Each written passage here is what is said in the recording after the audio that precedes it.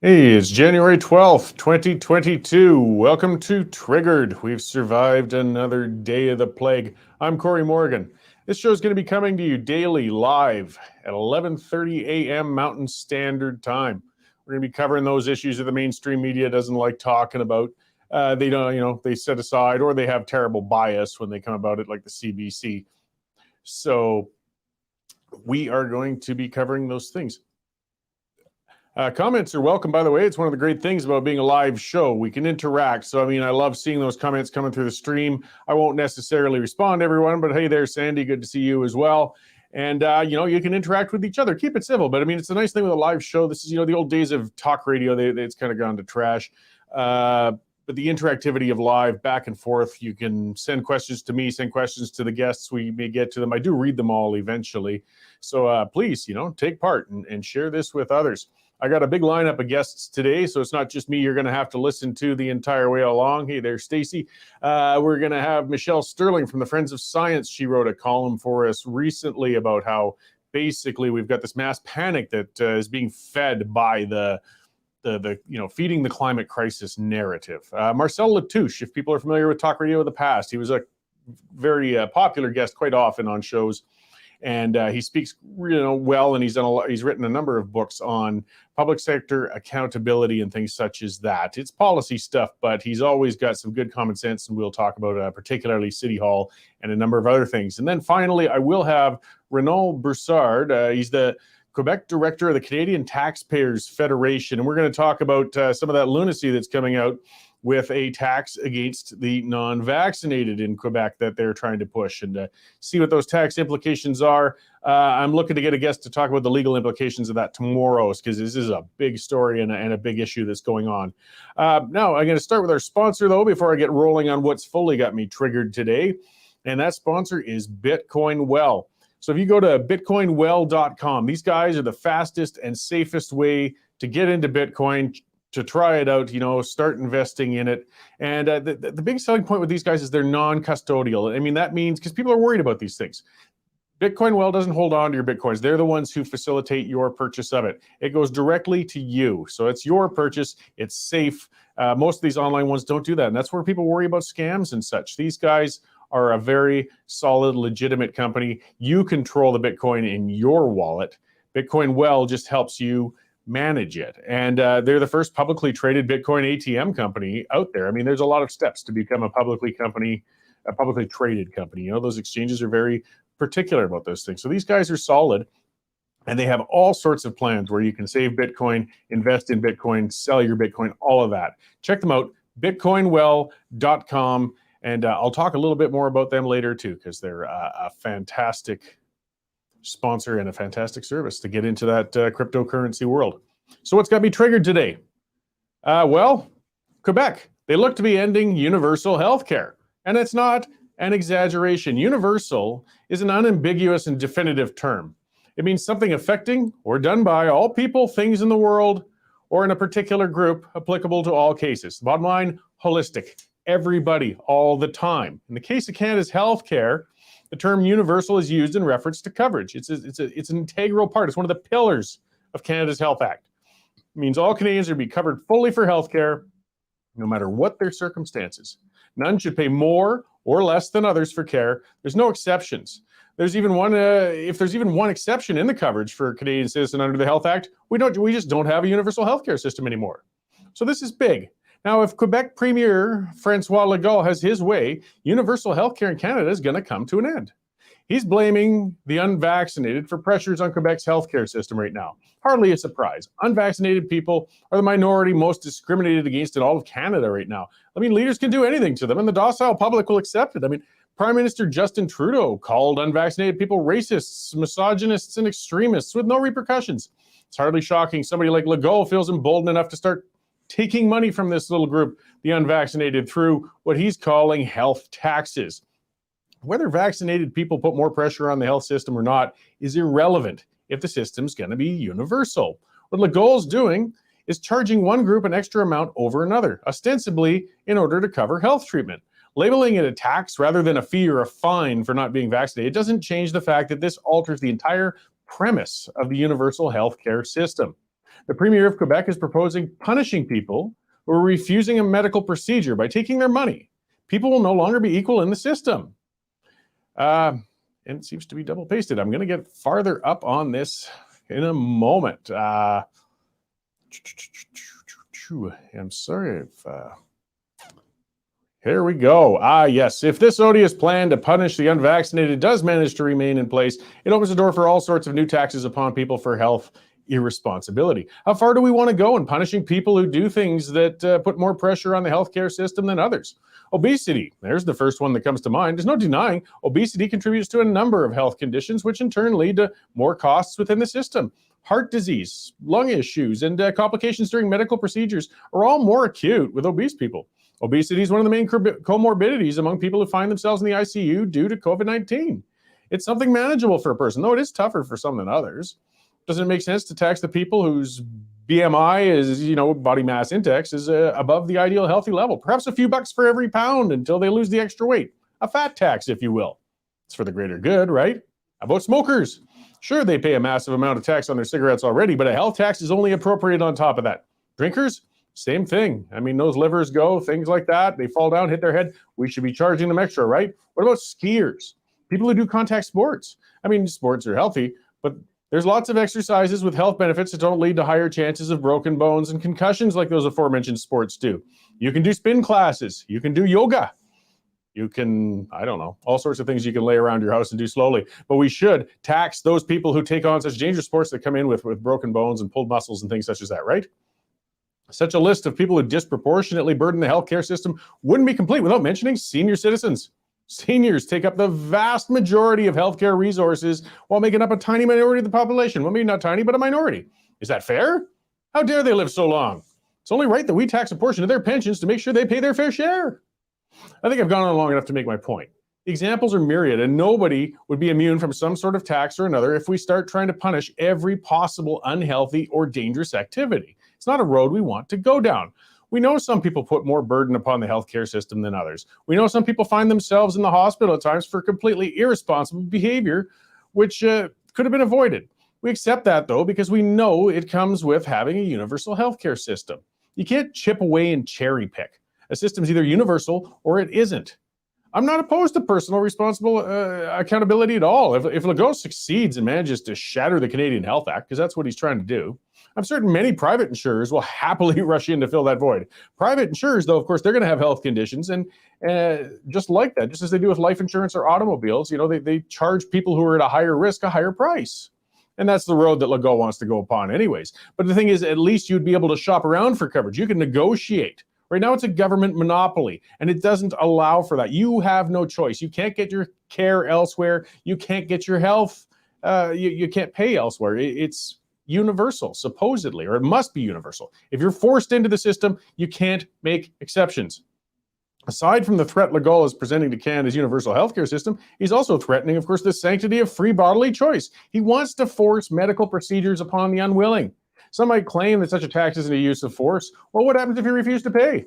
What if you hide your money and ignore the notices of bills and such? Eventually, you're going to be criminally charged with tax evasion, and you could face jail. That's using force, even if a person isn't literally pinned down and having the needle shoved in their arm. They're saying, we're going to bankrupt you and then jail you until you agree to this medication that you don't want. It was laughable when Quebec banned people from walking their dogs after 10 p.m. as a measure to quell COVID-19 infections, though I did feel bad for the dogs. It was just another example of a government in a panic doing idiotic things. This move by Legault, though, to start separating unvaccinated people and taxing them is something much more serious. The fundamental principle of healthcare universality is being put at risk by Premier Legault's actions. Well, I do think we need to completely reform the system. This isn't the way to approach it. Now, will Canadians stand up and oppose this, though, or will they simply back off and let Quebec violate rights yet again, as they have with Bill 21? I suspect we know the answer. If you're looking for another investment, I think it might be a good time to put your money into some private insurance companies. They may have a boom coming in the very near future. That's what's got me triggered today. Now, I'm going to get on and talk to our news editor, Dave Naylor, and I'm certain he's going to have a number of other items that are equally, if not more, triggering for me. So, hey, Dave, how's it going over there? Oh, I'm not hearing Dave. Dave seems to be hearing me. Apparently, you have to press that pesky unmute button, Cory. So. Unmute button. That's one of those things in this post-COVID Zoom nightmare hellish world we'd never want to hear anymore is, you're muted, you're muted, you're muted. Exactly. Oh, we're not there yet. So, yeah, I got a lot of stuff that you're going to get triggered on today, Cory. It's been a busy morning for the Western Standard newsroom. Our top story at the moment is a heartbreaking story out of Vancouver, where our British Columbia reporter, Reed Small, has got a story about a young family who has a 4-year-old boy who's battling leukemia. They are staying at the Ronald McDonald house in Vancouver while the youngster undergoes treatment.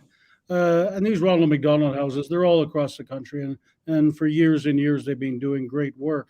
But now they've said that they're going to kick out unvaccinated children over 5 and their families who also aren't vaccinated. So this poor youngster is going to be booted out from the home that he's gotten used to while he's undergoing these leukemia treatments. So we've got a video on the site now with the youngster's dad talking to the Ronald McDonald officials and trying to get his point across. So that's a very emotive story, whichever side of the vaccination argument you land on. And speaking of Quebec, as you were, we've got a few follows on Quebec and more to come throughout the day. Got a story up now on John Carpe. He's the head of the Justice Center for Constitutional Freedoms. He says that the day that the Legault government brings in the tax, he will be filing a lawsuit against the province and just basically arguing, like you did, Cory, that it's a breach of the Charter of Rights and a breach of the Canada Health Act. We've also got a good column up from our contributor Dave Makachuk talking about authoritarian governments, and he had a bit of a run-in with the Calgary City Police storming into his house a few years back, and he's basically saying if it happened to him, it can happen to you if you're not following the government rules. We've got a story on your best friend, Steven Guilbeault. Oh, yes. You remember him, the Liberal cabinet minister who for a couple of years was in charge of censoring the internet, and he failed to get that done. Now he's the environment minister, and he made a pretty audacious pledge. He says he's going to get rid of fossil fuels in 2 years. 2 years, Cory. That drew basically a laughing response from Conservative leader Erin O'Toole, who did a video of himself outside shivering in front of the internal flame in front of the House of Commons, saying that's ludicrous. There's no way he's going to be able to eliminate fossil fuels in 2 years. Of course, Guilbeault is short on details, but he does admit that, hey, it might cost a bit of money. Well, yeah, no kidding. And speaking of the environment, we have a story on just one guy, a deputy minister of finance, who flew to the COP26 conference in Glasgow, and he billed taxpayers almost $11,000 to fly himself from Ottawa to Glasgow. So I don't know if there's anything ahead of first class, but if there is, I'm sure $11,000 would have put him in that category. And get this, Cory, that's just the first of 276 more airfares to come in.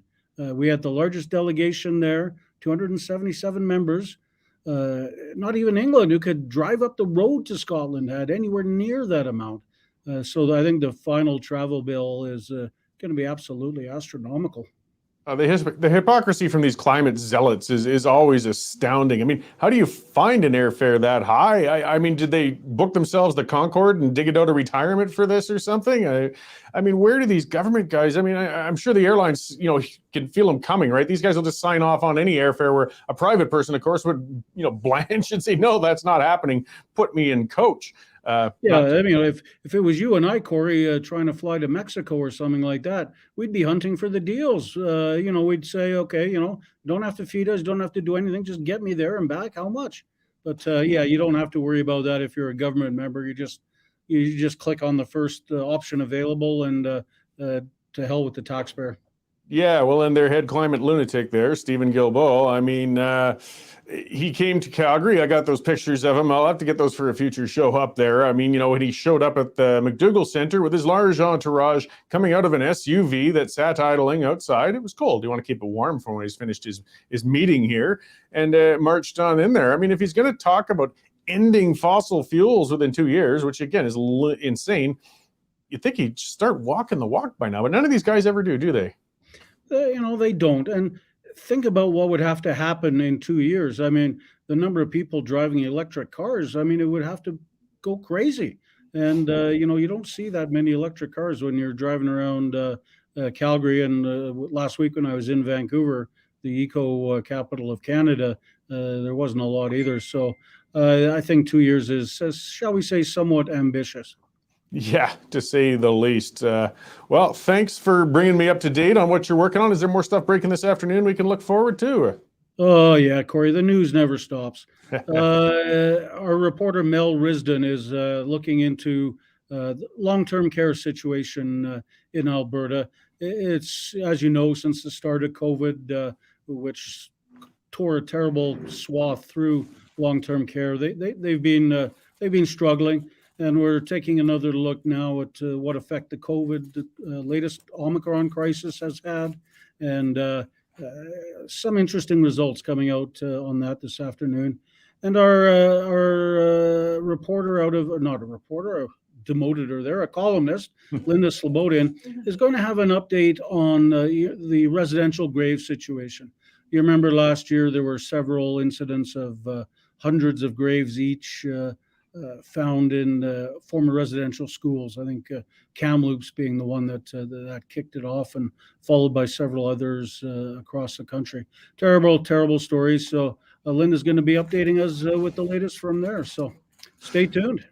Great. Well, thanks, Dave. And I'll see you in the newsroom a little later. So, yeah, we got to get ready for the pipeline tonight. Lots to talk about there.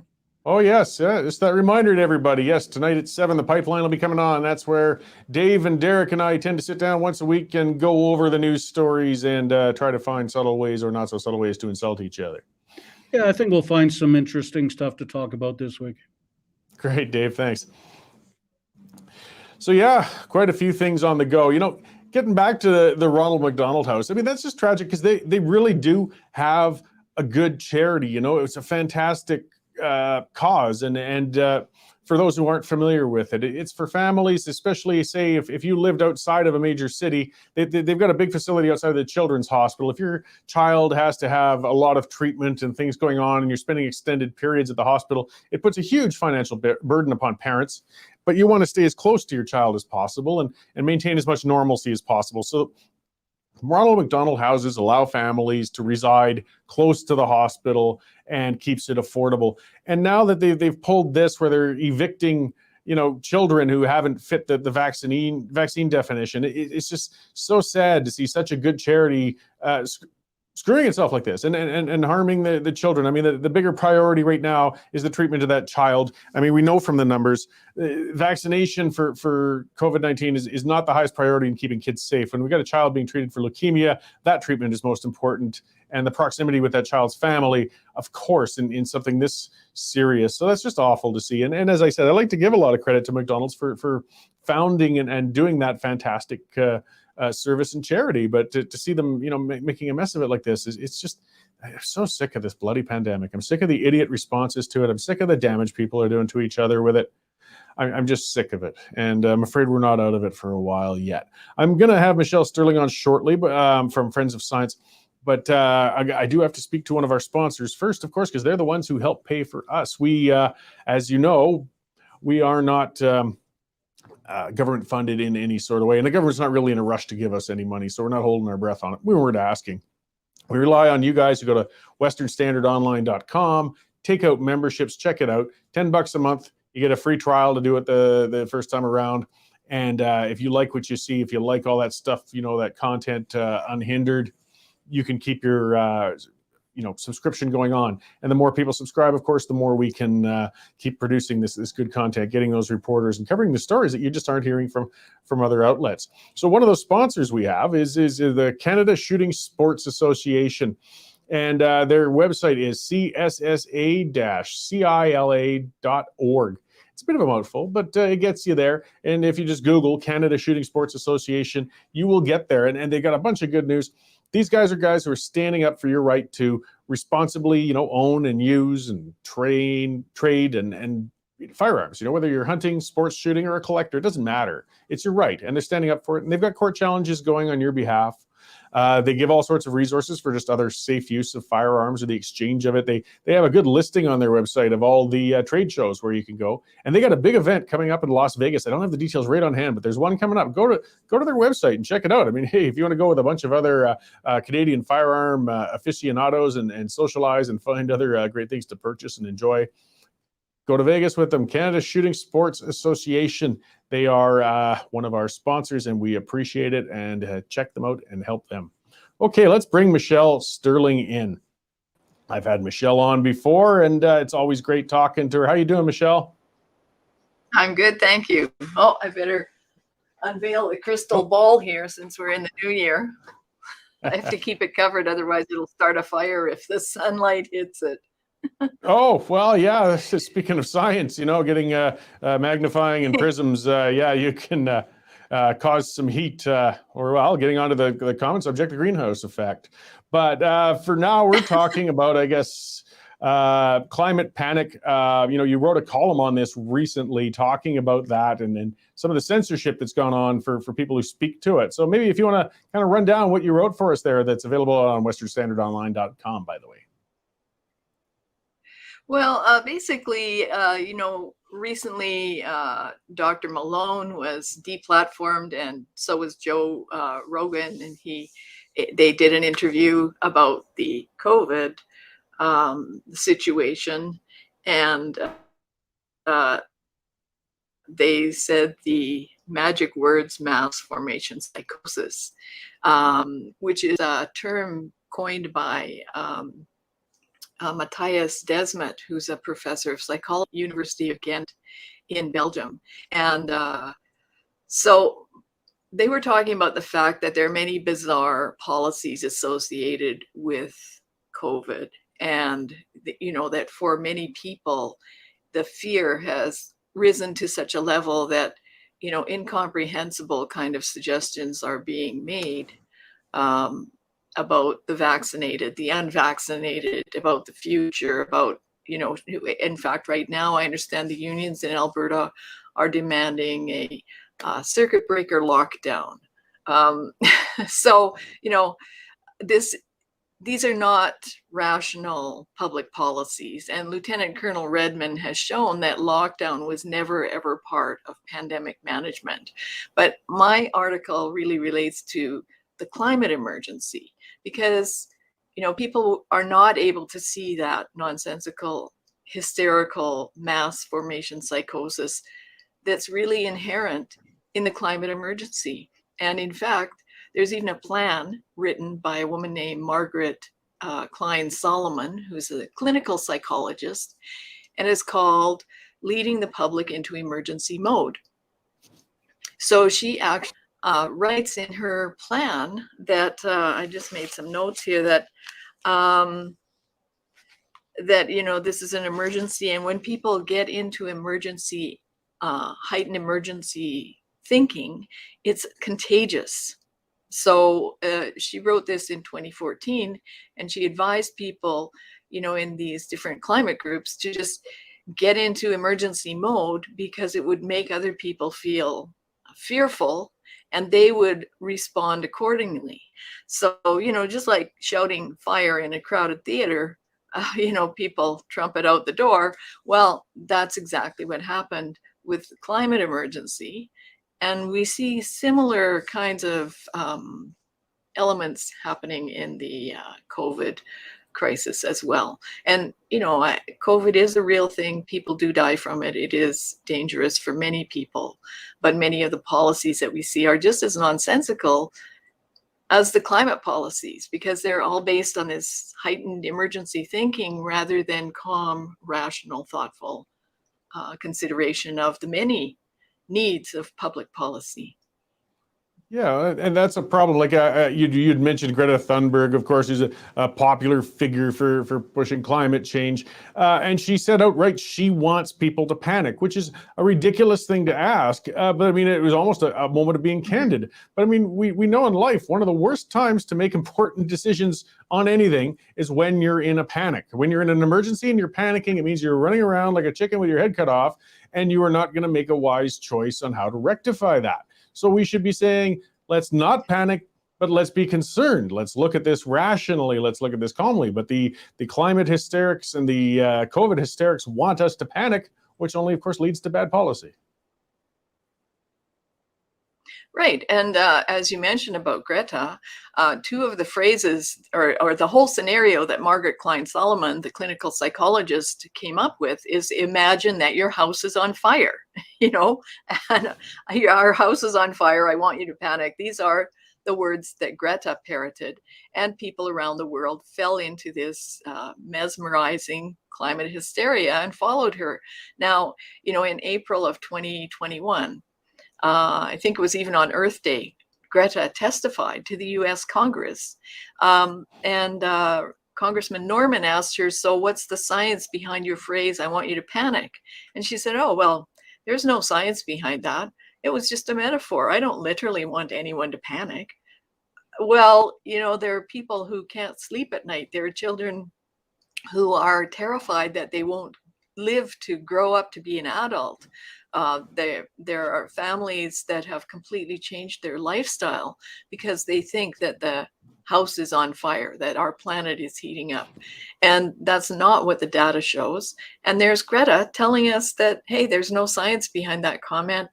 That was just a metaphor, Yeah, well, I can't think of a more panicked reaction than to have your top policymakers all sit down and take seriously the thoughts of a 17-year-old girl on a serious big issue. I mean, come on. When I was 17, I was thinking of partying and meeting as many other 17-year-olds of the opposite gender to do whatever I would. And I'm certain that there's a lot of teenagers who do. I mean, they're smart and they're thinking of deep things. But you need some life experience before we get on with these things. Yet we made her the figure we're supposed to listen to on determining policy. It's absurd.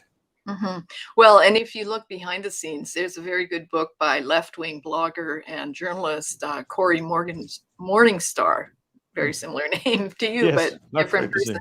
And it's called The Manufacturing of Greta Thunberg.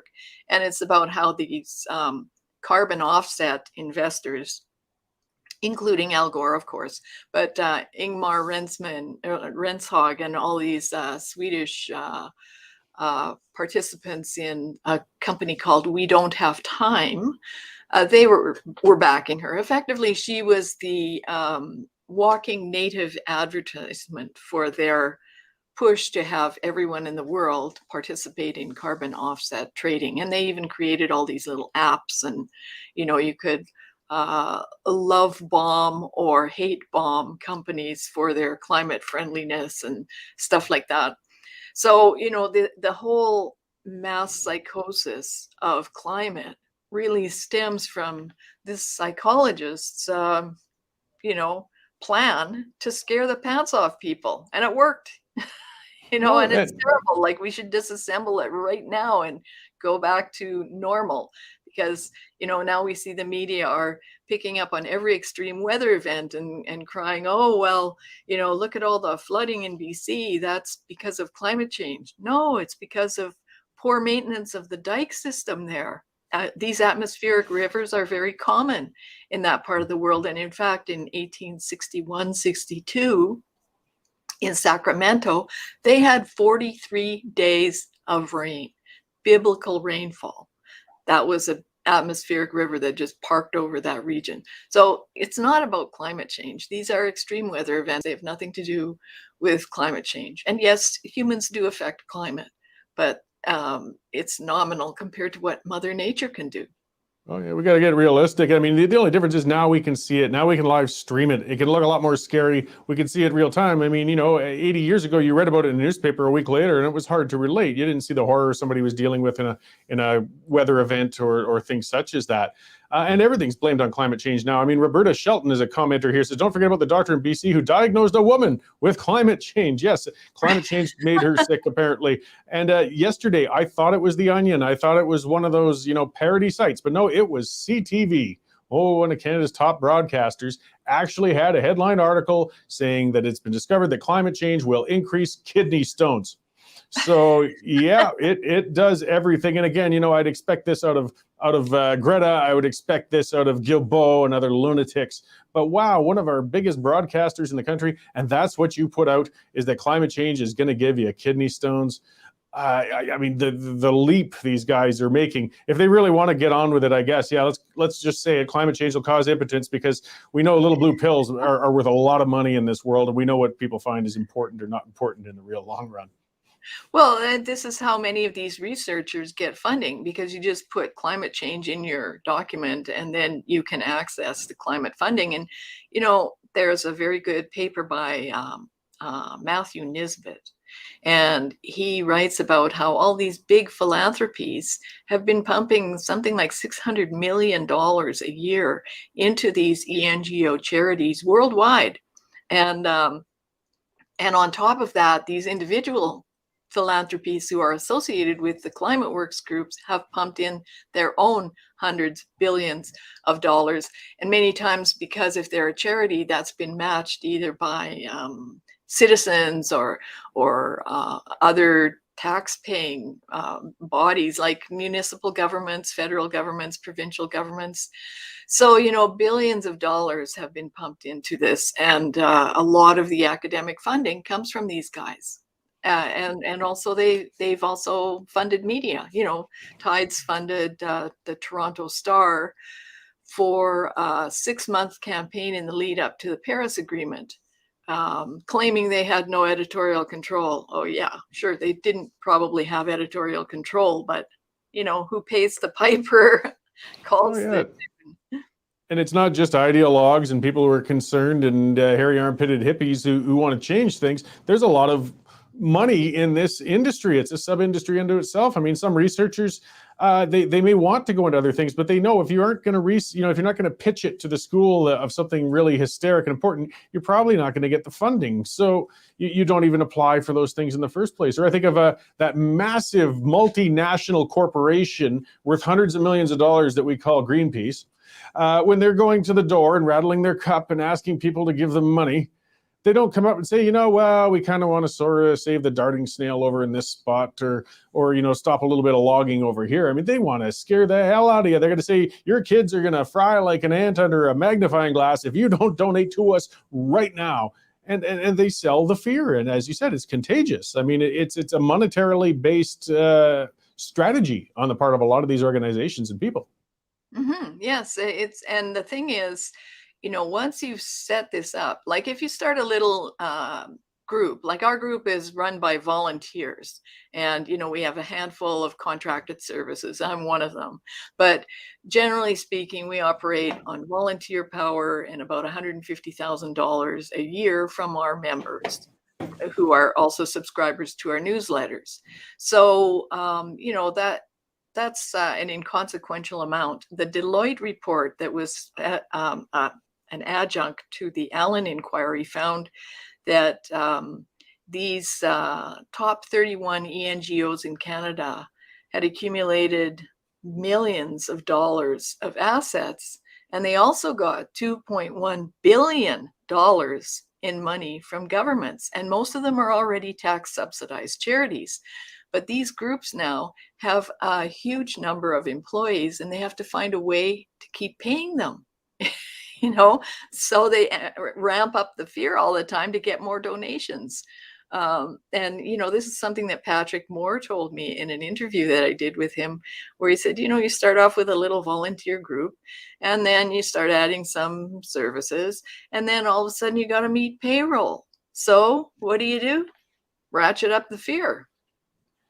Yeah, it's a technique, and then again, we can't forget a lot of people benefit from it. I mean, we saw recently the Association for the Manufacture of Electric Vehicles was demanding the government put a tax on SUVs of $4,000 each. I mean, the self-interest out of these guys just reeks, but that's what they're out and about to do. And I mean, hey, I'm a capitalist. I believe in self-interest, but that's crony capitalism. That's sick. Mhm. You're supposed to be selling us on why your vehicles are better so that consumers choose to get them, not getting the government to punish other vehicle owners on your behalf. But again, when we got the kind of maniacs we have in charge of the environment like Guilbeault, these lobbyists are probably going to have actually a good impact, unfortunately, for themselves. Well, and the big problem with this, especially speaking of EVs, is that we need 10,000 megawatts additional power generation to meet the policies that were in place in 2019. 10,000 megawatts, that's like 8 Site C dams. Now, these projects take at least 20 to 30 years to get going. You've got to finance them, you've got to find the right site, you've got to commission all the materials, do the environmental impact process. We don't even have one on the table right now. And of course, the thinking is that, we can then connect Quebec Hydro with, BC Hydro, and we'll just electrify the country. But people don't realize that Quebec Hydro doesn't even have enough power for all of their own vehicles at the peak of winter demand if they all went to EV there. So, it's not going to be able to run the country. So the real risk is that we'll get halfway down the road on this kind of a project and get stuck.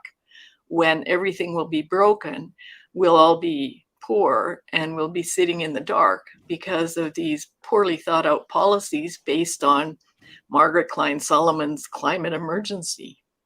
Yeah, we're seeing that in Europe right now, and they're in the midst of an energy emergency, actually, and they're short on it. And they went and put a bunch of money and resources into windmills and solar, and they shut down their coal plants, and now they're cap in hand, begging Russia to send them more natural gas, and they're burning coal, and they're doing everything they can to keep the lights on right now. Like, guys, if we're going to go to the alternative, great, but we have to build the alternative before we get rid of the current source. And these climate lunatics want to skip that, and it's just not realistic. Yeah, not at all realistic. I mean, we have a piece that Robert Lyman did that's on our blog, called Inconvenient Facts for Climate Activists. And it shows from Natural Resources Canada, from their report, that 79% of the energy used in Canada is from fossil fuels, and only 1% comes from wind and solar. So, this is not something you can flip overnight. And in fact, Alberta had the first wind farm in Canada in 1993. So this has been going on for a long time, and it hasn't fulfilled the expectation. And we know during the Christmas holidays here, when it was minus 30 and 40 across the province, wind was putting out nothing, and solar was invisible because it was overcast. So can't do it. Yeah, well, thank you for writing on it and reporting on it, and for coming on the show to join us and talk about it today, Michelle. Where can we find more information on what you and your organization are up to, and how can they help you out? Yeah, you can go to our main website, which is friendsofscience.org. You can look at our youth-oriented website, which is climatechange101.ca, and that's in French and English. And it's kind of more of a plain language version, whereas our main site is more scientific. We're on Facebook, we're on LinkedIn, we're on Twitter, very active on Twitter and Instagram. And YouTube, of course, we've got lots of YouTube videos. And if people haven't filled out their Net Zero 2030 consultation, do it today. It's online. This is your chance to tell the government what you want to see. Otherwise, they're going to turn the world upside down, and you'll be in heat or eat poverty in no time flat. Great. Well, thanks, Michelle, and keep fighting the good fight. I'm certain we'll be talking again soon. Thanks very much, Cory. So, Before I get on to talking about some more stuff, and there's always lots more to talk about, I should get back to one of our sponsors, and they've been a really good one for us, and that's Bitcoin Well.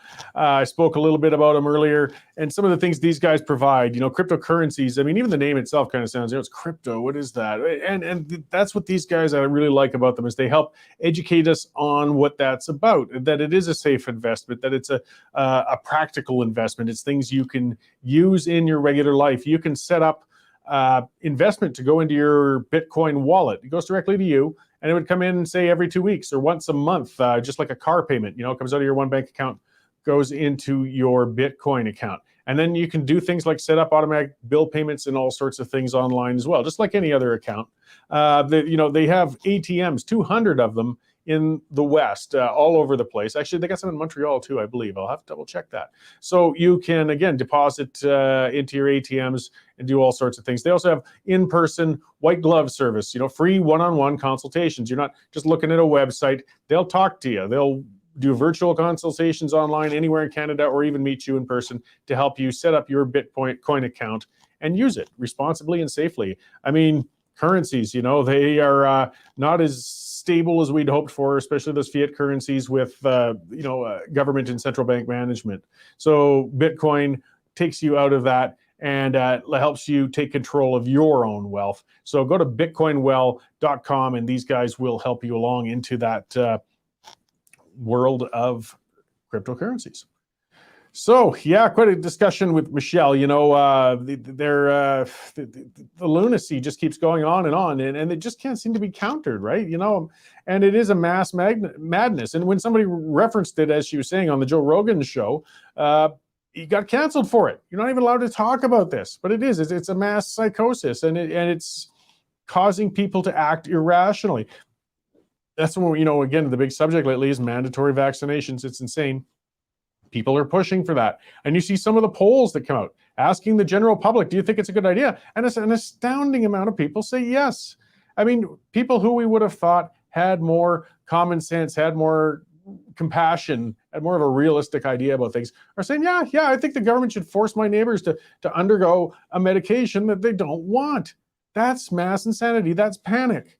I mean, again, and I debate my Twitter followers and people on here a lot with that. Hey, I'm pro-vaccine. I do think vaccines are a lot of the reason why people aren't, they're getting infected, but they aren't necessarily getting so sick that they need hospitalization or ICU. And I know it's debatable and things, but I will never for a second support forcing somebody else to get a vaccine. I want to reason with them. I want to talk with them and hope that they choose to get it. And if they don't, so be it. We will work around it. I would rather they have that freedom to choose and not interfere on that than and take a little bit of risk that they might end up in the hospital. That's their choice to make, not mine. But with this mass panic, this mass fear, we're turning citizens against citizens. I mean, what a dangerous place to be in a country at any time. When you take a minority group and you have leadership like Trudeau demonizing them, calling them all sorts of names, and you got Legault now looking to actually fine and punish them. Like, this is not good, guys. This is not good for our society. This is not good for ourselves. This Omicron thing's been going on now since before Christmas. They've been telling us the panic mongers, and they are panic porn mongers. And CTV News, they, since I brought them up earlier, they're one of the worst of them. I don't know why. I got to stay up on the news, so I torture myself. I go home at supper, and it keeps my appetite down so I don't get too overweight. And I watch the CTV News, and boy, everything's negative, scary. Every possible expert they can find to say that the world's going to come to an end soon. And when they're done with that, they'll find somebody to talk about their long COVID, of course, because we aren't finding anybody really harmed by it. You rarely find doctors talk about it because most of the time, and I'm sure long COVID exists in a few individuals, I know, but for a lot of them, they're the same ones who had fibromyalgia or chronic fatigue syndrome or whatever else. These were hypochondriacs who always had something. And that's why you don't have a lot of doctors behind these people necessarily. But it doesn't matter. CTV wants fear. So they're going to push that. And they're going to keep giving it to you like that. I want optimism. I'm seeing reports of tens of thousands, maybe hundreds of thousands of COVID-19 infections of the Omicron variant. And what have we got in ICU in Alberta, a province of 4.2 million people? 80 people in the ICU. And what do we got? Hammerhead Gil McGowan of the Alberta Federation of Labor saying we got to lock down. He's nuts. We also have a number, though, of unions saying we need this circuit breaker lockdown. Of course, you see, their members get paid whether they sit at home or not. I mean, no, a lot of union members don't do a hell of a lot when they show up at work either. Some do work hard, I understand that. But it's easy to call for lockdowns and circuit breakers when your bills are paid already. But for the people who end up getting put out of work over and over again, for people whose companies and businesses are crushed by this, people whose social events are ruined by this is a big deal. How many funerals have we seen in the last 2 years for people that only had 5 people attending? I went to one of them. Funerals are depressing enough as it is. But to send somebody off, and there was only 5 of us because you're only allowed to have that many at the service at that time. You only get one funeral. You only get one marriage. You only get one christening. All these events, these life-turning events that we're putting off. Some of them you can't put off. And these lockdowns, these circuit breakers aren't harmless. We can't pretend they don't have an impact upon other people. But the unions pretend it. The panic mongers pretend it. You know, crazy NDP Joe Vipond, the go-to biased, crazed doctor, he wants to lock us down all the time. I think we would have been locked up for 2 solid years if Joe had his way. And boy, he's an important man. You never see him without his scrubs on. That's the fun thing with Joe Vipond. Why does nobody ever question? Well, we question him on Twitter and that. But it's political theater. I mean, every interview he does, there's even one where he had his stethoscope hanging on his neck. I'm surprised he didn't have some little tongue depressors there. I mean, let's be thankful he wasn't a gynecologist, or he'd be holding his speculum up all the time when he's talking at the interviews. Why do you need that stuff? Why do you need props? Because you're still in fear. We know you're a doctor. We saw the DR in front of your name. We didn't need you in uniform for it. But this is who the media goes to. And this is who people listen to. I mean, you know, that's part of why. And I'm going to do a little more self-serving things, reminding, go to westernstandardonline.com. Help us. You know, I mean, we rely on those subscribers. That's what gives us that base so we can keep making this information and doing it. Because again, we're not going to feed you that kind of garbage like the CTV or the tax-funded CBC or some of those newspapers, you know, the Toronto Globe, the Toronto Star, the Red Star. We're not like that. You know, you listened to Dave Naylor earlier. We're professionals. We've got news people. We're on stories. You know, we're not like some of the, there's a lot of alternative news sources online too that they just cut and paste releases and stick them out and call them news stories, and it's just for content. We don't do that. There's real reporters in here. They're really following up on stories. They're really talking to people. So please, you know, keep supporting us. And again, the more of those we get, the more we can prove to our advertisers that, hey, we're providing a service, you know, we're getting out to people to listen to them. And it's just a nice big cycle, and we can help keep everybody a little better educated. Yeah, Nico pulled that up, showing the evidence of skewed COVID-19 numbers across Canada. Eva wrote that story on westernstandardonline.com. And yes, like those numbers, I've been talking about that for days. This difference between whether they're with COVID or of COVID, like when they're in the hospital. And we've got top health officials admitting, they're saying that more than half of the people we're reporting as COVID cases in the hospital actually came in for different causes. Well, let's get on this. This is important. I mean, if we're looking at shutting down the world because of hospital capacity, let's get the real numbers. If that's the case, lockdowns won't make a lick of difference. The problem is the system, and that's what a lot of people don't like talking about. I mean, Canada's healthcare capacity was always sitting around 90% full all the time anyways. So yeah, it didn't take a hell of a lot to tip us into the danger zone. And so again, when we're making policies, we've got to base it on the realistic numbers. They know these numbers aren't real. Deanna Hinshaw, doctor, our Alberta's top doctor, said she can't figure out, she doesn't know how. She knows that the numbers aren't reflecting it, but she says they don't know how to figure it out. I don't get that. Why can't you? You know why you brought somebody in. You write that down. You check it off somewhere. There's got to be statistics. But again, they want to keep the fear going. Keep everybody afraid. We want to keep that narrative. The hospitals are bursting at the seams. Cheryl was asking about the synopsis of Kenny's Q&A last night. Yeah, he did a Facebook Live thing, I believe, last night or something like that. You got to be honest. And as she said, she doesn't trust the MSM, and I don't blame her.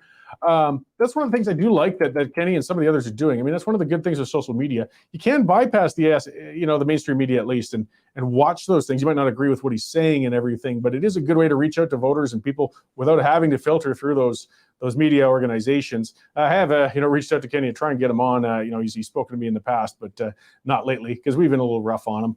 But we're certainly favorable as well in talking with things. But Yeah, if you look at his Facebook page, I imagine the whole video is probably there, and you can see in detail what exactly he said.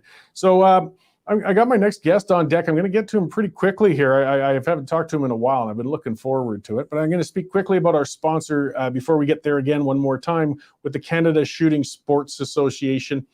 You know, what I like about alternative media like this too is we got sponsors who I respect and appreciate and enjoy. And the Canada Shooting Sports Association, I mean, these are guys that they're standing up for a cause that near and dear to my heart. The ability to safely go out and responsibly utilize firearms. You know, we can buy them, we can trade them, we can talk about them, we can collect them, we can go to trade shows, which they list on their site, you know, things like that at CSSA-CILA.org. It's the Canada Shooting Sports Association, and they're an association like anything else. They have all sorts of resources on where to utilize firearms responsibly, different sports you can get involved with, you know, target shooting. They even have a thing on Olympic target shooting events, things such as that. And they got a big conference that they're going to be attending in Las Vegas. So get out there, check out their website, and take out a membership with them. They're standing up for you. So I've got Marcel Latouche on deck. Marcel is an author, and he's been a very vocal and well-spoken individual when it comes to policy issues within Canada, particularly civic affairs, but he speaks to all of them because government is government, and he's the head of the Institute for Public Sector Accountability, and he's had a number of other hats on as well. So let's bring him in here. Hey, Marcel, how you doing? Good morning. Oh, good afternoon. Yeah, we're into the afternoon. Actually, Cory, long time here to you. Glad to be with you and speak to your listeners. Yeah, well, I thought I'd give you a break, you know, let you get through the holidays and everything. I know you were very busy during the civic election, which unfortunately really led to, I think, a backward step in our civic government, unfortunately. But, well, have a cool down time and some time to think about things and digest them. And now's the time to talk about, well, I'll throw you an easy question to start. What can we look forward to out of this mayor and council in Calgary in the next 3 3/4 years? Well, unfortunately, we've already seen that she's put both feet in her mouth. I mean, you know, and it's going to be a really long 3 years. I've never been a fan of chief of staff, and he's already stepped in and created problems for her. The problem that I have is that I want to know how a majority elected councillors by the unions are going to look after Calgarians. That's what really worries me. Also, Councillor Dimong, which is now perhaps the leader of the so-called conservative group there, how is he going to navigate this council? I mean, I have a lot of faith in Chabot McLean, and one person I did not support is Councillor Sharp, who has proven that she's really, really sharp and has been questioning some of the decisions by the mayor. I look forward to some of those 5 people that lead Calgary. He was able to, Councillor Sharp will join the fray in this from time to time and put a stop to what is going on. We have already started here with this mayor with closed door meetings and non-participation of certain decisions by councillors and so on and so forth. So personally, I am an optimist, but in this case, I am not too optimistic about what's going to happen to Calgary as a whole. And we've started with the Calgary Entertainment Center, and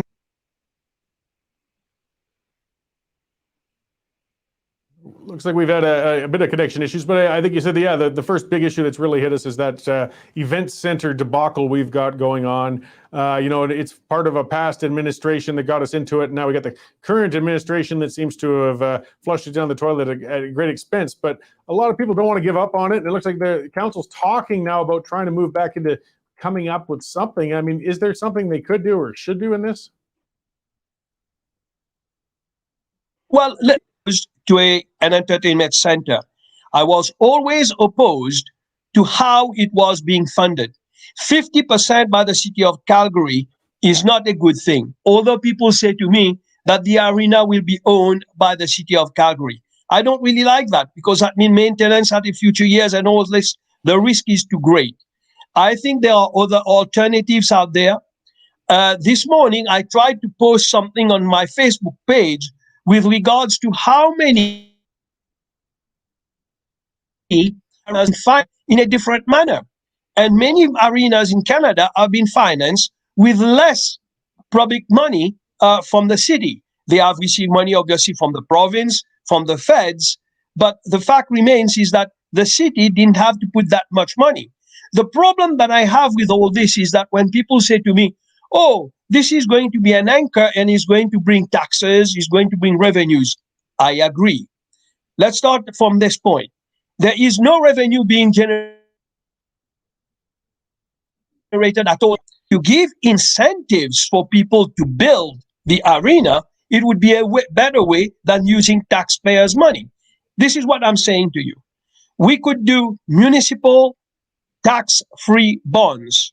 So participants will be Calgarians, ordinary participants could invest in it. That will reduce the risk of the city. That will reduce the amount of taxpayers' money that being used. The other part we do is we use incentives. We give anybody in that area of any development in that area a tax break for the first 5 years. Then you reduce for the next 5 years, you reduce their tax break by say 50% or a percentage. So we collect the revenues, but we don't get taxpayers' money being involved in the first place. Because once you put a tax increase on the citizens of Calgary, there is never a reduction. It will be an accumulation of taxes. Whereas if you do it my way, you have no taxation ceiling. You have a floor. So therefore you can move forward. There are alternatives out there. And I have said that we can do it differently, but the mayor made a huge mistake. She went in there, and whether people agree or not, they said, oh, it was only 1.5 increase on the cost of developing this year. Is a climate change policy added cost. And as business is there today, we have inflation, we have a major economic downturn. We don't even know how we are going to come out of it. Business people involved in this deal are saying the risk is too great. They just get an escape hatch and they took it. And she gave it to them. I mean, the deal is a deal. The other problem I have is when you make a deal, you don't break it because you're going to lose trust. How many businesses in the future are going to start thinking about doing business in Calgary because of the lack of trust? Well, that's it. I mean, investment needs stability, and trust in order to keep going on. They're looking at the long game. And if the city administration is going to keep changing the terms down the road, well, it's just a bad investment. Whether it doesn't matter whether it's 1% or 10%, it's the principle of it. I mean, if you give in now, she's going to ask for more later. And as you said, yeah, we need to facilitate a positive business climate and let the investors take the risk. And, the city taxpayers can help along the way, but not through risk investment sort of thing. Absolutely. We are in a very dangerous situation right now, not only in Calgary or in the province. The world is at a stage where we don't know how we are going to get out of these lockdowns on an international and global basis. So we've got to rethink. When the globalists and the liberal people are talking about a reset, we as citizens have got to be extremely careful what the reset means. A reset doesn't mean that government takes charge of every business. Doesn't mean that the government gets more control of private industries. For instance, going to on this climate change issue, when we elect production by renewable resources, we are going to have a serious problem. Because you see, there are not many private companies who are going to go into renewable resources to provide us with electricity because, as you well know, wind is not constant. The sunshine is not constant. So we are going to have a lull in the production of electricity. How are we going to cope with this? People have got to really think about what the so-called transition from point of view. We are going to have some serious problems in coming years. Interest rates are going to go up. So how are we going to finance businesses? Many small businesses, actually, you were one of them who are affected by this pandemic. I mean, so many restaurants. I mean, I wanted to go out last Saturday with my wife. We couldn't find a place that was really open to for our choice that we were looking for. How long can the small business restaurants and small businesses continue in this path? I mean, have all the Greek alphabet of the pandemic, and we are still not going to go out. I mean, this is very, very dangerous. Calgarians, I see this morning, I see a poll coming out saying 60% of Canadians believe that unvaccinated should be charged a tax, just like as proposed by Quebec. What is going on with Canadians? Are they stupid or what? I mean, we cannot just allow government to tax us for everything. I mean, giving absurd. Absurd. I mean, you give government the opportunity to put another tax. What are we doing in this country? We've got idiots governing this country all over the place, and we keep giving them more power as opposed to give power more to the people. It's terrible.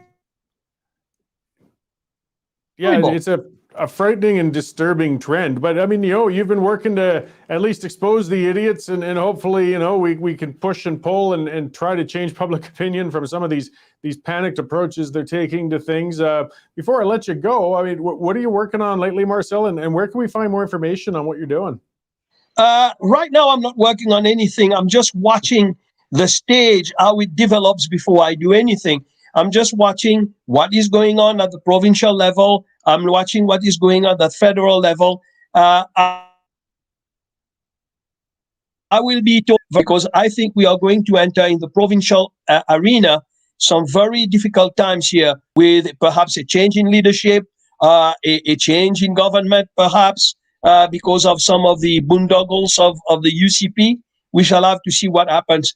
But right now, I'm just not just taking a break. I'm just buying my time, doing some research, finding out what's going on before I come out and do something. But it's always nice talking to you. And I hope your listeners take some advice here. Be very careful what you agree with the government about anything, because you keep giving government more power, they will never relinquish it. And be very careful, because it's happening in the States. They are trying to get more autocratic. The people at the highest level of the finance world are beginning to play a very different game nowadays. And giving more power to government is not what we want. We want less power to government, which means less taxes for us, the citizens. Well, I really appreciate that. And thanks for coming on briefly to talk to me today. I hope we can talk again sometime soon. We'll have a lot more definitive to speak of as our governments move through this. So thanks again, and we'll talk soon, Marcel. Always a pleasure. Great. And yeah, Marcel was having a little bit of a rough time with the connection there, but we got most of what he was saying, and he always speaks a lot of common sense, and it's really appreciated. And if you look it up, Marcel Latouche, he's got a number of books actually online you can purchase. Check them out. He's got a lot of good ideas on governance. As you can see, he's a man who's bound by common sense and principle, those things that are so rare in politics today. I think most of where you see it, though, is in people who aren't elected. They seem to lose all of that the second they manage to get under some sort of dome or circle of power somewhere. Before I get on to my next guest, we'll talk a little more. And actually, I noticed Shane Wenzel commented saying with Marcel, a counterpoint would be Jeff Davison, because, of course, he was a very big proponent of the arena deal and the event center.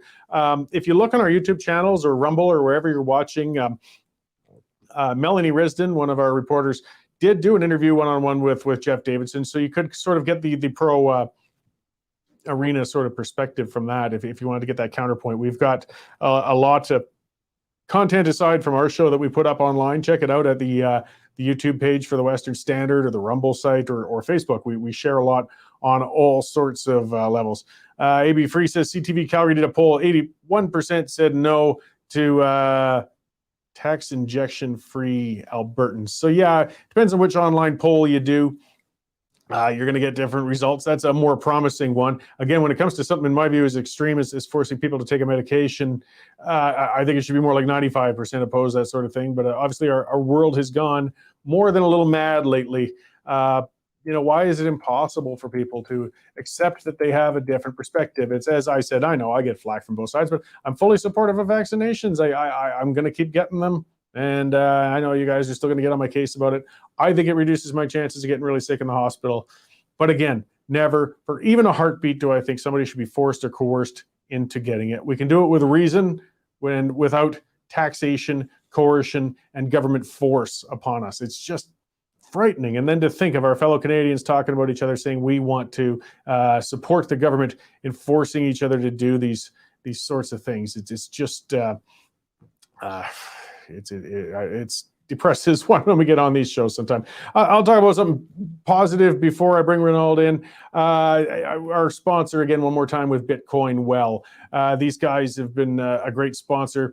They are a company that helps you manage your investment into cryptocurrencies. And they've partnered with Power ED by Athabasca University to create a free online curriculum about Bitcoin. If you go to bitcoinwell.com/learn, and you can enroll in what they call Bitcoin Academy. So you can learn what it is, because it's a nebulous new sort of area. It's a different sort of thing.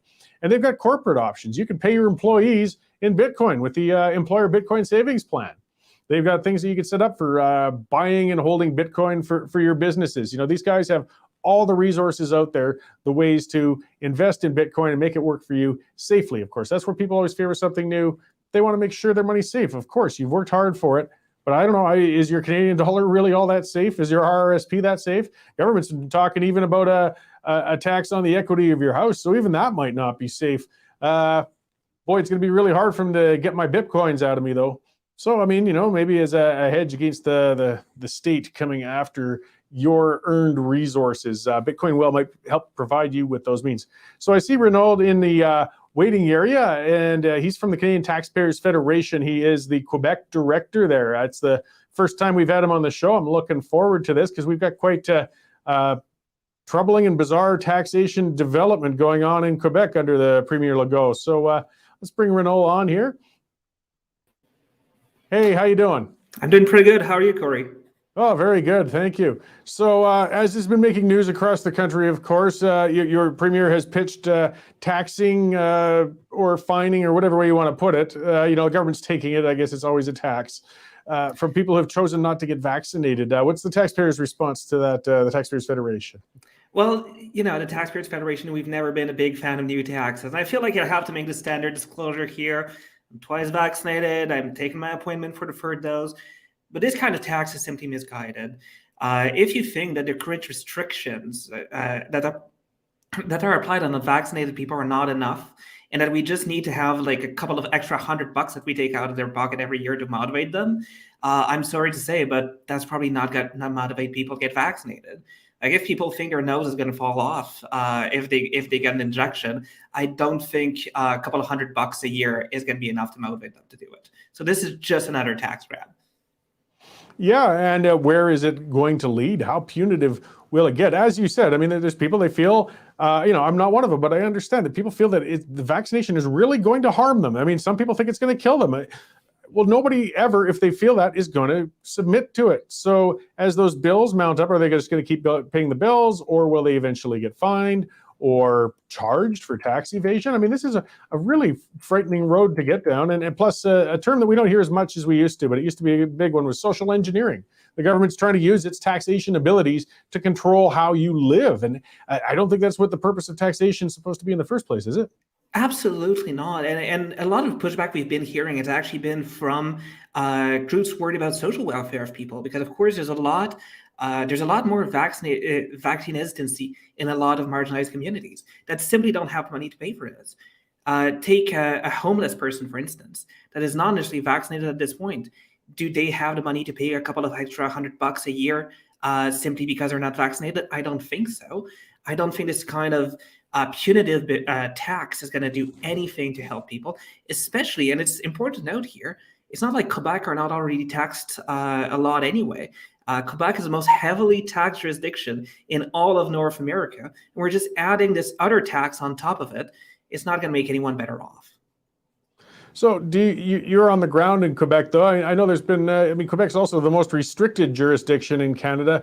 People got to be getting pretty tired and upset over there, and there have been some sizable protests. But do you think there's going to be a citizens pushback or some organization on this? Like, what are you getting a feel for how Quebecers feel about this proposition?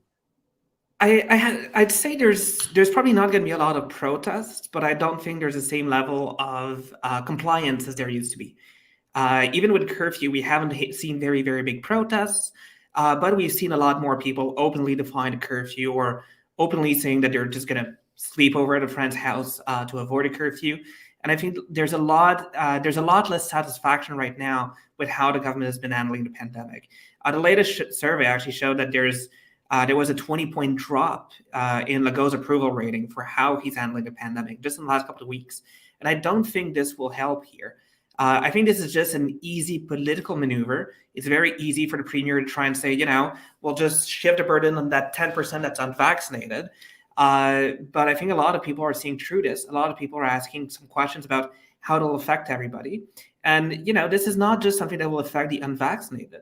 To be able to apply this, it means that part of our medical records are going to be able to be seen by the tax agency. And I don't know. I barely trust the tax agency folks with the financial information I give them. I don't exactly trust them to handle my medical information as well. Boy, and that's an aspect I hadn't even thought of. Yeah, this should be very personal, whether you've been vaccinated or not vaccinated. Your medical records mostly have been considered to be almost sacred. It should be between you and your physician. And to have the government start sharing that with their tax collection agencies, and that's another level of outrage. Absolutely. And, it'd be one thing if we could say, this has pushed everybody get vaccinated or it'll make a big difference in our healthcare. But as I pointed out earlier, I don't think it's going to push a lot of people that are already convinced that the vaccine is going to harm them in some way, are more likely going to pay the tax. People are already paying for black market vaccine passports. They're paying up to $3,000 to get them. So I don't think a tax is going to be enough to change that behavior. And just in terms of revenue, even if you charge $1,000 per unvaccinated person, right now there's about 860,000 people in Quebec that are not vaccinated. About 280,000 of those are minors. They're below 18 years old. So that leaves about 500,000 people. Even if you charge them $1,000 a year to pay for the fact they're not vaccinated, you'd pay for healthcare for about three or 4 days, something like this. Basically, the government would already run out of money before the weekend, and then what? There's another 364 days in the year that we need to pay for. It's not really going to make that much of a difference. And the risk in terms, once again, of personal privacy are significant. So when the risk outweigh the risk outweigh the benefits, we just shouldn't go forward with such a measure. Well, and a distressing aspect of all this too, I know that premiers across the country are probably watching this with interest. Premier Kenny and I believe Saskatchewan's Mo has already said, no, we are not going to do that whatsoever. It's funny, the first thing that came up in Kenny's latest conference was it was from one of Kenny's Facebook Live things last night, saying he had to say explicitly already, no, I'm not going to do that. Though he also said he'd never do vax passports, and we have them now. So we'll see. But with this precedent, if Legault gets away with this, we could see these springing up pretty quickly across the country. Absolutely, and unfortunately, we have exported our fair share of bad ideas from Quebec. Unfortunately, hopefully, this is one that just doesn't take hold in the rest of the country. Because once again, it's very misguided. It's also opening a dangerous precedent because there's a lot of things that people do that will affect the cost of our healthcare. Does that mean that we should tax people more simply because they work in manufacturing instead of an office job? Does that mean that we should tax people more because they don't go jogging as often as their neighbors? There's a lot of different things that affect the cost of our healthcare, and in a context where we have a healthcare government monopoly, it'd just be very, very harmful to open it up to have all of these other taxes that could be levied on people. Like, once again, Canadians are overtaxed. Quebecers especially are overtaxed, and adding some new taxes, giving some more taxing powers to the government is just not going to help us. Yeah, and we've already seen some lawyers actually have been vowing, saying that the second that legislation comes in, they're taking it to court. And I'm looking actually to get a lawyer on the show tomorrow to talk to me about some of the legalities of this.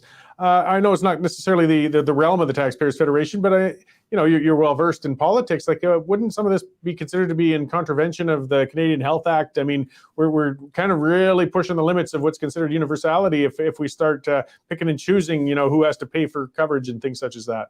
Well, as you pointed out, I'm not a lawyer. That's not my expertise. It might contravene the Canadian Health Act, but one of the issues is that it's still going to be applied for a certain time before the courts strike it down. It can take 18 months for the courts to strike down a bad law. It can take some time for the government to change that kind of bad behavior. And given the fact that Legault is going to be in the election next November, I think this is once again a very political move. Is trying to get the support of the 85 to 90% of people that are vaccinated and turn it against and blame the 10% that's unvaccinated for some issues with our healthcare system.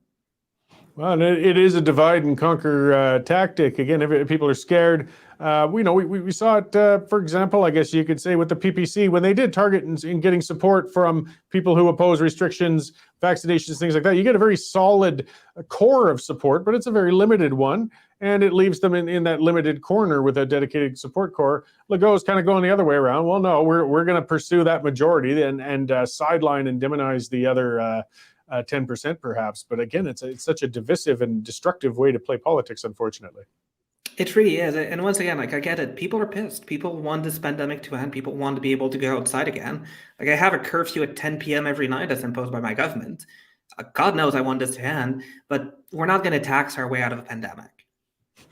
No, well, we got a government that thinks we can tax our way out of climate change. So, I mean, why stop there, right? Well, I appreciate you guys with the Taxpayers Federation out there, trying to speak up on these issues and pushing back. Where can we find more information about where you guys are and what you're doing? Well, you can, as always, you can find it on taxpayer.com or on our Facebook page for the Canadian Taxpayers Federation. Okay, well, thank you very much for joining me today. I hope we can get you on again soon. Maybe we'll talk about after the law has been struck down and see what his new alternatives and options to try and get money out of Quebecers' wallets will be. Yeah, likewise. Hopefully, next time it's going to be under better circumstances. I certainly hope so. It's got to get better. All right, thank you, Renauld. We'll talk again soon. Have a good. All right, see, it's nice to get somebody on the show. Quebec isn't devoid of common sense. I think among the Canadian provinces, it's probably lacking it more than most of our other ones. Of course, I'm that mean Albertan. I always go into those things anyways, but we just can't say it enough. And that's why I like getting guests on. I mean, I wrote my opening column, and rant about the consequences of chipping away at our universal system and some of the implications of that. And again, bringing Renauld on, I hadn't even thought of that. Yeah, they're going to take your medical records and share it with their revenue generating branch of government. This is not good. This is terrible. And these are things that should be considered sacred. Where do we go next? Where do we stop with that? A big fear people have always had. That's one of the things with the home genetics tests, things like that. Your medical records, if we ever do get to private or supplemental insurance or things like that, and if Quebec destroys our health system, we might get there. Insurance companies would be really eager to find out if you've got a predisposition to heart disease or a family history of certain kinds of cancers or things like that. So they can choose whether or not to cover you or not cover you. That's part of why, there's many, many reasons why, but part of why your medical records should be kept to yourself as private as possible. And I don't trust, as you said, we don't trust government at all, much less agencies such as the revenue agency. These guys are, second only to the mafia for their collection techniques. So it's just levels and levels. And again, I'm hoping to get somebody from the Justice Center for Constitutional Freedoms on tomorrow. We got the word out. I might find an email perhaps after this show when I get in. And we'll talk about the legalities. I don't believe, though, I mean, I don't know, everything's out the window these days, right? I don't see how this could withstand a court challenge. I mean, it's in violation of the Canada Health Act. Blacklock's reporter covered that in the westernstandardonline.com. I believe we've made a story based on that as well. It's in gross violation of the Health Act. You can't start discriminating and distinguishing between people when it comes to health, whether it's in payments or in spirit. And that's, you're trying to play around the periphery with this tax. You can't do it. And that's a solid basis to go to court. As well, just on the forced medication level of it, the human rights level of it. So many ways you could go to court on this. But as Renauld said too, it might take them 18 months to get through the court. I mean, I would guess, I'm no legal expert though, the first thing you do when you see something big like this is seek an injunction. Slap them with an injunction, say, no, stop in your tracks right there. This isn't going forward until we've fully scrutinized it in a court of law and had a ruling on whether or not we can do this. But this is La Belle Province. It's Quebec. They do whatever the hell they want. They don't care about the Canadian courts. Come on. Look at Bill 21. It's a gross discriminatory bill that's in there that they hide behind the notwithstanding clause in the Charter of Rights. And no politician federally has the balls to go after Quebec on it, except Jody Gondek. Her balls are bigger than Trudeau's balls. But she can't do a thing because she's a municipal politician who shouldn't be trying to do anything about it anyway. So does Quebec care about losing court cases over medical requirements or new taxation methods or things like that? I doubt it. I mean, they'll just ignore it. As well as Ronald said, I mean, look at what Quebec's living under already. The majority, if we want to talk about the old tyranny of the majority, we're seeing it right now. They've got curfews over there. They've got curfews. I never thought in my whole life we would see curfews in the developed world unless there was literally a civil war or an invasion going on from a foreign country. I mean, to lock people in their houses, make it illegal to leave your house. Think about that. And the pushback's minor. It's people are, well, okay, so it goes. Well, I don't know. We're letting ourselves get stepped on. We'll see how far it gets. Quebec's the worst of the bunch, but we're not a hell of a lot better out here. We're just lucky that Kenny hasn't wanted to go towards curfews. Again, lunatics like Gil McGowan would happily have one. If you want something really comical, actually, go to Gil McGowan's Twitter scroll. He's got to be blocked, but there's always ways to see those things. I guess his partner had been diagnosed with Omicron, and he wrote this tweet thread. And it was so dramatic. And he was segregating her in a different part of the house, and he was terrified. And it's a cold. It's a cold. But I mean, the dramatic bull out of that guy when he posted it on his account. And I mean, hey, I understand COVID isn't harmless. If it was the Delta variant, or if it was somebody vulnerable, or if it was one of those 1 in a million people who has a strongly adverse reaction to Omicron, it could have gone badly. And I wouldn't want to wish that on even Gil's family. No, I don't. But the panicked pap and BS out of that guy that he put on his Twitter feed for it. Really? And this is the guy who calls for lockdown, circuit breakers, shutting other people down. But again, remember, he's a parasite. He makes his money sucking money out of union dues. And something to remember, let's just go into that. The NDP, Notley's NDP, has been growing in the polls. For one, she would keep us locked down all the time. Let's not have a second of doubt about it. Leftists have never been exactly big on individual rights and freedoms and movement of citizens. Now, if you really want to get wonky, dig into the NDP party constitution, because the Alberta Federation of Labor has a whole bunch of guaranteed spots on the directorship of that party. Basically, the party is beholden to the Alberta Federation of Labor. The person who runs that party in a de facto way is Gil McGowan. Yeah, that nut. And he is a nut. Check his Twitter out. Just Google him. There's some beautiful things Gil's done in his past. And he is the one who pulls Rachel's strings. It's not that she's completely beholden to him, but she's pretty darn close. And the other thing to watch is that the provincial NDP is literally constitutionally tied to the federal NDP. You can't buy a membership for the Alberta NDP and not be a member of the federal one. It's all one. These are Soviet-style people, guys. Moscow leads all. That's the nature of the NDP. That's why I do get so scared when the UCP is going into the toilet, because we can't take 4 more years of these socialists in power, or we certainly seem to be giving it to them. But I can't understate how bad the NDP is and who actually controls those guys. So let's remember that. The other part is, that means that Notley, and it shows it in their constitution too, is beholden to the federal NDP. Jagmeet Singh tells Notley what to do. He doesn't directly do it. I know it drives them wild. Oh, you're lying. No, I'm not lying. He doesn't give her a broken down list of what she has to say or do, but it's right in their constitution. If they have a big point of principle where the provincial NDP and the federal NDP completely clash on it, it says in the constitution they have to defer to the federal NDP. That means Jagmeet's in charge. That's the party that's running in Alberta right now, that's coming close, that possibly would win an election if it was held tomorrow. We're about, a year and 3 months from the next election, so we better somehow, somewhere get our crap together, or Notley, along with Gil McGowan and Jagmeet Singh, are going to be running Alberta. What a terrifying thought. And as Sandy's saying, yeah, most people don't know about that with the NDP, federal and provincial. Yeah, it's all one. If you look at BC, for example, they got the Liberal Party and the Federal Liberal Party. The provincial Liberals have absolutely no formal connection to the federal Liberals. None. They're different entities altogether. They just share a name. Same with Conservatives, typically UCP. I mean, there's a lot of overlap with these parties federally and provincially with people and individuals, but constitutionally, organizationally, no. They are completely separate entities, but not the NDP.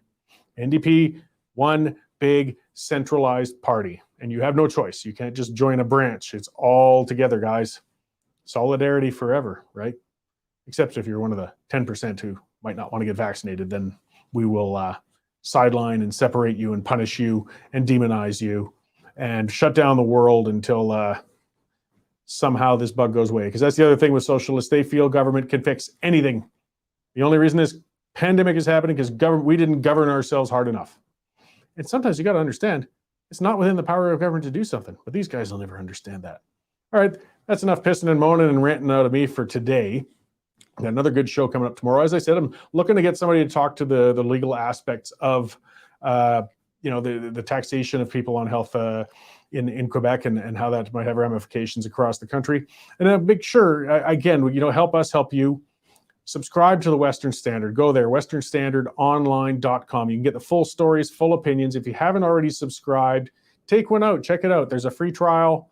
You'll keep going once you realize what you're getting for your $10 a month. I mean, it's less than you used to pay to get a newspaper delivered to your door. This way, you don't even have to deal with all the old paper afterwards. You don't have to line a birdcage or burn it out back if you're allowed to in your district or whatever.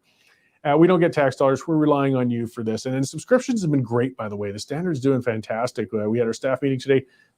Magnificent numbers. And, share it with your friends. We can bypass the mainstream media. Make sure to share the Facebook link, share the YouTube, tweet at us, follow us on Twitter. Follow me on Twitter, Cory B. Morgan on Twitter, if you really want to have some good fights. I'm actually pretty restrained on here. So come back at 11:30 tomorrow. Hopefully we have somebody to speak to the legal things. And I'm going to talk to Clinton DeVoe. People might remember him with me on past shows. Clinton gets people worked up quite often. He's out of Halifax. He's more what I would call a red Tory. But I mean, I like getting multiple points of views. And he's on the East Coast. And he's very big on electric vehicles and the development for it. And he wants to talk about the opportunity, like mining lithium and things we can do in the West as electrical vehicles grow. And I know some people are going to go wild about it. I don't fully agree with Clinton on all these things either. But it's another point of view. And that's it. We don't just want to be an echo chamber. Let's welcome guests with different views and discuss things. And hey, once in a while, we can learn something. So thank you all for tuning in today, guys. I look forward to seeing you tomorrow at 11:30 a.m. and have a good day.